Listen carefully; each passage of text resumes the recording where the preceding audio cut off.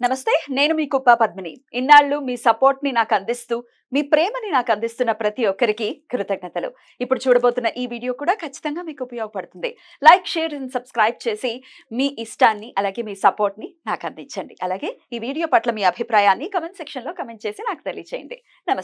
నమస్కారం శుభోదయం కార్యక్రమానికి స్వాగతం ఈ రోజు 25వ తారీఖు సెప్టెంబర్ నెల 2024వ సంవత్సరం బుధవారం శ్రీ క్రోధినామ సంవత్సరం దక్షిణాయనం వర్ష ఋతువు ఉత్తర ఫల్గుని కార్తె ఈ రోజు భాద్రపద మాస బహుళపక్ష అష్టమి తిథి మధ్యాహ్నం 12 గంటల 10 నిమిషాల వరకు తదుపరి నవమి తిథి ఆరుద్ర నక్షత్రం రాత్రి 10 గంటల 23 నిమిషాల వరకు తదుపరి పునర్వసు నక్షత్రం వరియన యోగం రాత్రి 12 గంటల 18 నిమిషాల వరకు తదుపరి పరిఘ యోగం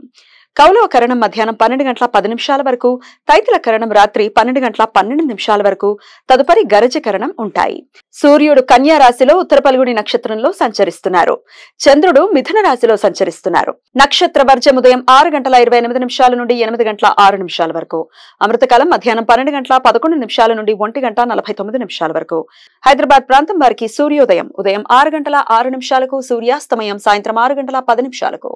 చంద్రోదయం రాత్రి 12 గంటల 27 నిమిషాలకు చంద్రాస్తమయం మధ్యాహ్నం 1 గంట 19 నిమిషాలకు అభిజిత్ ముహూర్తం లేదు దుర్ముహూర్తం పగలు 11 గంటల 43 నిమిషాల నుండి మధ్యాహ్నం 12 గంటల 32 నిమిషాల వరకు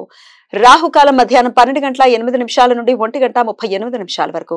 గుళిక కాలం ఉదయం 10 గంటల 37 నిమిషాల నుండి మధ్యాహ్నం 12 గంటల 8 నిమిషాల వరకు యమగండం ఉదయం 7 గంటల 36 నిమిషాల నుండి 9 గంటల 7 నిమిషాల వరకు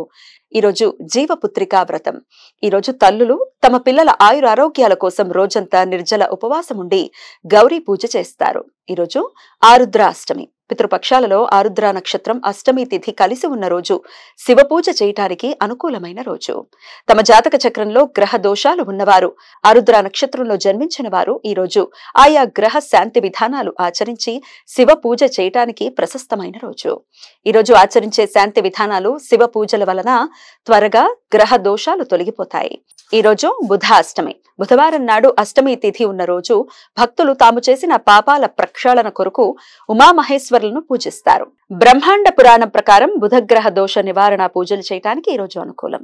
పితృపక్షాలలో ఆచరించే శ్రాద్ధ కార్యక్రమాలను పార్వణ శ్రాద్ధం అని పిలుస్తారు ఈరోజు నవమి శ్రాద్ధం శుక్లపక్ష నవమి తిథి రోజు కానీ బహుళపక్ష నవమి తిథి రోజు కానీ మరణించిన కుటుంబ సభ్యులకు శ్రాద్ధ కార్యక్రమాలు నిర్వర్తించడానికి అనుకూలమైన రోజు ఈ రోజు మాతృ నవమి చనిపోయిన తల్లికి శ్రాద్ధ కార్యక్రమాలు నిర్వర్తించడానికి అనుకూలం తల్లికి ఈ రోజు శ్రాద్ధ కర్మలు నిర్వహించడం ద్వారా చనిపోయిన కుటుంబంలోని అందరి స్త్రీల ఆత్మలు శాంతిస్తాయని నమ్మకం ఈ రోజు అభిధవ నవమి పుణ్యస్త్రీగా మరణించిన స్త్రీలకు వారి భర్తలు కాని కుమారులు కాని శ్రాద్ధ కర్మలు నిర్వర్తించడానికి అనుకూలమైన రోజు